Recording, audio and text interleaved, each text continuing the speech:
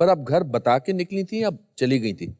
नहीं, मैं बता के निकली थी। और रोका नहीं किसी ने? मुझे रोका सबने। मेरी मॉम रो रही थी और मेरे डैड मुझसे बात नहीं कर रहे थे। मेरे दादा ने कहा कि तो थी नालायक, मेरे से सबको ही कहा था इसने तो ऐसे ही करना था। तो उस तरह से डिफरेंट उसमें। और मैंने कहा कि मुझे तो जाना ही है। दिल्ली में मैंने कई चीज़ें करना शुरू की, जैसे कि एक एलिट करके मॉडलिंग एजेंसी है, वहाँ पे मैंने अपने कुछ पिक्चर्स दिए जो कितने अच्छे नहीं थे। फिर उन्होंने मेरे पिक्चर्स करवाए। उन्होंने कहा ठीक है, तुम्हारे कर्ली बाल हैं, कभी कभी ऐसी रिक्वायरमेंट आती है कर्ली बालों की, तो हम तुम्हें भेज दिया करेंगे, ऐसा वैसा। लेकिन वहाँ भी इतना अच्छा रिस्पांस नहीं मिला। लेकिन अब इस टाइम पे जो मानसिक स्थिति थी, आई थिंक वो ये थी कि सच में ही I have done the worst thing. और अब मेरी ये सिचुएशन है कि मैं घर भी नहीं जा सकती हूँ। और ये सब आप सिर्फ 16 साल की थी तब? हाँ, क्योंकि मैं उस टाइम पे निकल के 6 महीने मैंने ये सब टाइम पास किया। और एक बड़े गट्स थे, मानना पड़ेगा। बहुत ज्यादा। और उस टाइम पे आई थिंक ये गट्स के करके मुझे ना थोड़ा सा उसमें भी वो सबसे वर्स्ट पीरियड था मेरे लाइफ का। बट आई थिंक उस टाइम तक मैंने ये बात एक्सेप्ट कर ली थी कि आई एम अ लूजर। उस टाइम पे 6-7 महीनों में मेरे को रियलिटी चेक हो गया था काफी ज्यादा। और मेरे मम्मी पापा को भी लोगों ने इस तरह से बातें करना शुरू कर दिया था कि इनकी लड़की भाग गई है। सोसाइटी ने बायकॉट कर दिया था, जो उनकी अपनी सोसाइटी थी। फिर एक दिन ऐसे मैं अपनी किसी फ्रेंड के साथ में दिल्ली घूमते घूमते इंडिया हैबिटेट सेंटर चले गए। तो वहाँ पे ऐसा बोर्ड लगा हुआ था, एक्टिंग वर्कशॉप। वहाँ पे वर्कशॉप हो रही थी, तो मैं वहाँ पे गई। और फर्स्ट डे से मुझे जो भी अरविंद गौड़ करके हैं, अस्मिता ग्रुप के जो डायरेक्टर हैं, तो वहाँ पे उन्होंने कहा अच्छा अब ये सब ये कैरेक्टर करेंगे। तो मैंने वो कैरेक्टर कर दिया, जैसे कुछ का भिखारी करेंगे, अब सब ये बनेंगे, अब सब जो बेसिक लेवल की जो वर्कशॉप होती है करती। तो उनको कहीं जाना था, तो उन्होंने कहा कि तुम्हारा नाम क्या है, आगे आ जाओ। तो मैं आगे आ गई। तो मुझे कहा तो अब तुम इन सबको ये लिस्ट में जो भी है वो सब करवाओ। तो मैंने सोचा इतना मुझे इम्पोर्टेंस मिल रहा है, मैं तो आते क्लास में मॉनिटर बन गई यहाँ पे तो उस टाइम पे मुझे वो एक होता ना, एक फेवरेट प्लेस बन जाना तुम्हारा, कि उस एकदम लूजर फेज से मुझे ऐसा होने लग गया कि मैं अब कब मैं एक्टिंग वर्कशॉप पे जाऊं। तो मुझे वहां पे बहुत ही एक सुकून मिलता था। तो फिर उसके लिए मैं काफी रेगुलर हो गई। 5-6 महीने पे इनफैक्ट मुझे बैक स्टेज पे रखा गया। फिर लास्ट मिनट पे एक कोई एक्टर नहीं आया, मेल एक्टर कोई नहीं आया। तो फिर से वो मेरे गुरु ने तुम इसको मुझे लगा दो।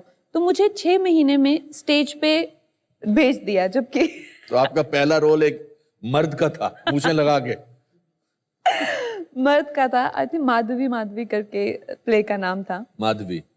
और कहीं ना कहीं आपको ना जिंदगी में लोग ऐसे मिलते हैं फरिश्तों की तरह, जो कि आपको एक तरह से रास्ता दिखा देते हैं। आई थिंक अरविंद सर उनमें से एक है। तो फिर बट इस दौरान, इस उम्र में you were not interested in boys? लड़कों में कोई ज्यादा इंटरेस्ट नहीं था, या था कोई आपका? नहीं, इस टाइम पे मुझे लड़कों में इंटरेस्ट था जब मैं स्कूल में थी और पेरेंट्स से मनी मिलती थी और ये वो, तो उस टाइम पे था। लेकिन इस टाइम पे मेरे क्राइसिस थोड़े ज्यादा बिगर लेवल पे थे। तो उस टाइम पे मैं काफी डिप्रेस्ड और काफी ऐसे इन चीजों में मुझे बिल्कुल एक तरह से रुचि खत्म ही हो गई थी। और तो इस दौरान कब आपने डिसाइड किया कि मैं बॉम्बे आती हूँ? एक्चुअली मैंने डिसाइड नहीं किया कि मैं बॉम्बे आती हूँ। मुझे एलीट मॉडलिंग एजेंसी ने ही बॉम्बे भेजा। मैं ब्रांड का नाम नहीं लूँगी, लेकिन उसकी ऑडिशन के लिए, और एक कोई साड़ी का कैटलॉग था उसके लिए। तो उन्होंने मुझे भेजा था 1-2 दिन के लिए। उसके बाद मैं फिर वापस नहीं गई, मुझे फोन करते रह गए। वो यहीं रुक गई? जी। तो मैंने सोचा यहाँ पे फिल्मों के ऑडिशन बहुत होते हैं, तो यहाँ पे ही रहना चाहिए, कम से कम 1 महीना तो रहना चाहिए और फिल्मों के ऑडिशंस करने चाहिए। वहाँ पे 10-15 लड़कियां बैठी थी, तो एक एजेंट भी मुझे मिल गया। तो उस एजेंट ने मुझे महेश भट्ट के ऑफिस में लेके गया। तो वहाँ पे मैं उस टाइम में मोहित सूरी को वो मीटिंग याद नहीं है, लेकिन मैं उससे मिली हुई हूँ।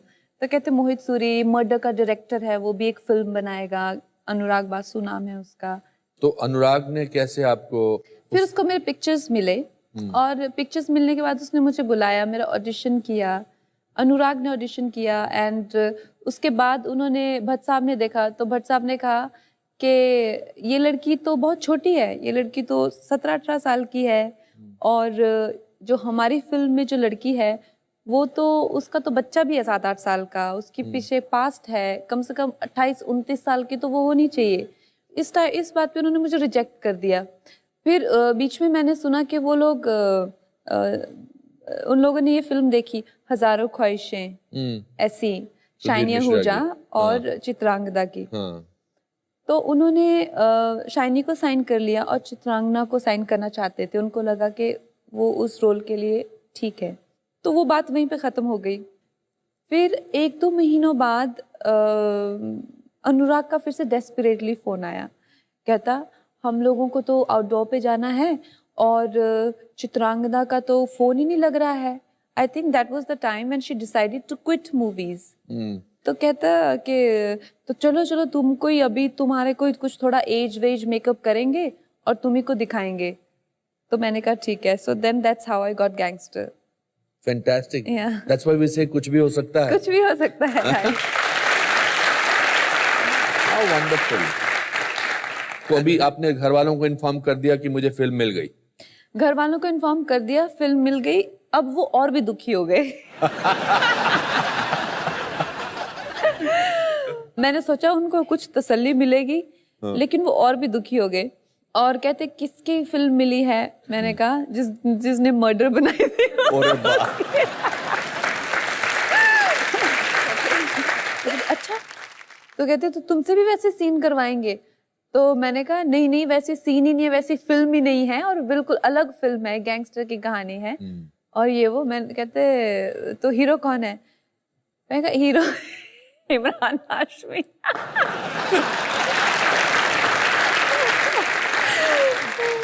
तो बेचारों के उनके तो उनके हाथ से फोन छूट गया ऑलमोस्ट। तो फिर तो मेरे डैडी बिल्कुल ही वो कहते ना हताश हो गए हताश हो कि गए। अब तो कोई उम्मीद नहीं है। तो मैंने उनको बताने की कोशिश की कि देखो वैसी फिल्म नहीं है और ये अलग किस्म का रोल है और अलग किस्म, लेकिन वो कहाँ समझे। तू वापस आ जा, तू ऐसा मत कर और तुम इतनी छोटी हो। फिर मेरे डैड ने मुझे धमकाया कि तुम अभी माइनर हो, मैं आता हूँ वहां पे तुम्हारे सब कॉन्ट्रैक्ट टर्मिनेट कराता हूँ मैं, तुम कैसे अपनी मर्जी से कुछ भी कॉन्ट्रैक्ट साइन कर रही हो ये वो। फिर मैंने अपनी मॉम से बात की, मैंने कहा उनको बोलिए कि थोड़ा सा तो शर्म करें, मुश्किल से फिल्म मिली है।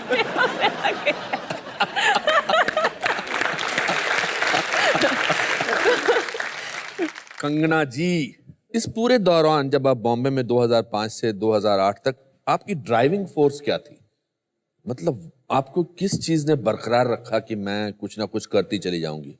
आई थिंक कई एलिमेंट्स होते हैं। एक टाइम पे कुछ लोग थे जो कई बार इस तरह से अपोनेंट्स भी होते हैं जो कि आपको नहीं चाहते हैं आप सक्सेसफुल हो। वो भी आपका ड्राइविंग फोर्स बन सकते हैं Correct. कि आप चाहते हो कि हम गिर जाएं, अब तो हम नहीं गिरेंगे। फिर कुछ पेरेंट्स भी हो जाते हैं या आपके खुद के घर वाले भी हो जाते हैं जो आपके पेरेंट्स को सताते हैं या कुछ। तो कई तरह से आई थिंक नेगेटिव जो लोग रहते हैं वो आपको बहुत अच्छे से इंस्पायर कर सकते हैं in a very positive way. You are so right. मेरे स्ट्रगल के जमाने में मैं कभी भी स्ट्रगलिंग एक्टर्स के साथ नहीं बैठता था, क्योंकि उनके अंदर मुझे एक ऐसा लगता था कि मैं कंफर्टेबल होता जा रहा हूँ। रोज शाम को मिलते हैं, कोई बोलता था मैं 5 साल से काम ढूंढ रहा हूँ, कोई बोलता था मैं 7 साल से काम ढूंढ रहा हूँ। और मुझे मेरा फ्लैश फॉरवर्ड गया कि एक दिन मैं भी बैठा हुआ बोल रहा हूँ कि मैं 8 साल से काम ढूंढ रहा हूँ। तो मैं बीच पर, सड़कों पर, प्लेटफॉर्म पे अकेला बैठा रहता था और वो मेरा ड्राइविंग फोर्स था। जी फिर फैशन आई। जी, फिर फैशन आई। उसमें आपने, मैंने जब वो फिल्म देखी थी, मैं बहुत किस बात से बहुत फैसिनेटेड हुआ था कि आपने मॉडल की तरह चलना बड़ा अच्छा सीखा था। बाकी तो एक्टिंग बहुत अच्छी की थी। How did you train that walk and be a perfect model? पहले तो मैं करना ही नहीं चाहती थी फैशन, क्योंकि मैं गैंगस्टर वो लम्हे में हमेशा लीडिंग एक्ट्रेस रही थी। टाइटल रोल हमेशा इस तरह से मैंने, जैसे क्वीन और रिवॉल्वर टाइप से। फैशन में इतना छोटा रोल था मेरा, तो मैंने उस पर बहुत मेहनत की। मैं घर पे भी हील्स पहन के वो कैट वॉक या चाहे ड्रग एडिक्ट के सीन, सिगरेट कैसे पीना या कोकेन कैसे करना, उसके बाद क्या इफेक्ट होता है तो उसकी रिसर्च करना, फिर कोकेन एडिक्ट से मिलना, कैसे विड्रॉल सिम्टम्स होते हैं, कैसे क्या लगता है तुम्हें जब तुम करते हो, उसका हाई कैसा होता है, लो कैसा होता है। तो इतना डीप रिसर्च किया, बिकॉज कहीं ना कहीं मुझे पता था वो मेरा लास्ट चांस था। अगर मैं फैशन में नहीं कर पाती थी तो जिस तरह से मेरा ग्राफ जा रहा था वो नीचे ही आ रहा था गैंगस्टर से। फिर 2008 में आई Fashion. That was a turning point. हाँ, fashion was a turning point. And you got the national award for that. I got national award. और नेशनल अवार्ड मिलने के बाद आपको एक किसी बहुत बड़े स्टार ने कहा कि अब आपको नेशनल अवार्ड मिल गया है, अब आपका करियर गड़बड़ हो जाएगा। जी, क्या बोला था उसने? आई थिंक वो भी एक आई थिंक महिला थी या पुरुष थे? पुरुष। अच्छा, तो जिस बता नहीं सकती कौन थे? बताइए ना। अरे बताइए ना। नहीं, मेरे दोस्त ही हैं, मेरे शुभचिंतक ही हैं। ऐसा नहीं कि वो मुझे किसी तरह से गुमराह कर रहे थे या किसी तरह से कुछ टॉन्ट कर रहे थे। वो मुझे बहुत अच्छी कोई सलाह दे रहे थे कि जिस तरह से लड़कियों की पोजीशन है इस इंडस्ट्री में, 2 गाने करो, थोड़ी कमर हिलाओ, 2 डायलॉग बोलो, वो भी अगर कहा जाए तुम्हें, और साइड में हो जाओ, बस बेसिकली प्रिटी दिखो। तो इतना सा एक्सपेक्टेशंस होती हैं तुम लोगों से, इतना ज्यादा वो करने की क्या जरूरत है? तो जो एक ज्यादा एक्टिंग करने की क्या जरूरत है? उनके वर्ड्स ये थे कि तुम्हारी एक फिल्म में तुमने इतनी एक्टिंग कर ली जितनी मैंने अपनी 100 फिल्मों में नहीं की है। And he is a very big superstar. Who is it? Who is it? नहीं, I don't want to bring. अच्छा, मुझे कार में बताओ कि बाद में बताएंगे आप? ऐसा तो, और वो लड़की जो हिमाचल की लड़की है, जो इतने ग्लैमरस बैकग्राउंड से नहीं आई हैं, जो एक क्रांतिकारी की पटपोती है और मतलब ऑलमोस्ट भाग गई और फिर यहाँ पहुंची, मगर इस पूरे चेंज के दौरान एक फिल्म आती है जो इनोसेंस के बारे में, जो मासूमियत के बारे में है जी, और वो पूरे देश पर छा जाती है, और उस फिल्म का नाम है क्वीन जी, और वो 100 करोड़ से ज्यादा बिजनेस करती है। जी। तो इसका मतलब मासूमियत तो बरकरार है। जी, बिल्कुल बरकरार है, और इस फिल्म से ये भी आई थिंक प्रूव होता है कि बिल्कुल है।